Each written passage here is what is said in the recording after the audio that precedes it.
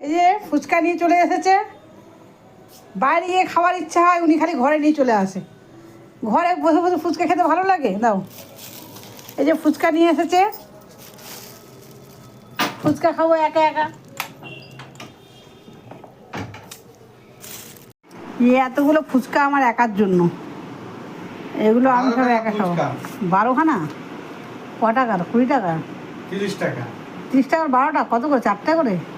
10 টাকা 4টে। বাবা, 2.5 টাকা পিস। এই যে ফুচকাগুলো আমি এখন খাবো, আমি একাই খাবো, আমার আর কোনো ভাগিদার নেই এখন। এই ফুচকাগুলো খাবো রাত্রেবেলা, আমি জানি না ভাত টাত খেতে পারবো কি না।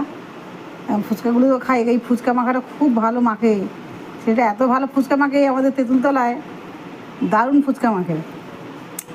কথা বলতে বলতে এইসব দেখে মুখে জল চলে এসছে। আমি খাওয়া শুরু করি আমি আগে, তারপরে কথা। আগে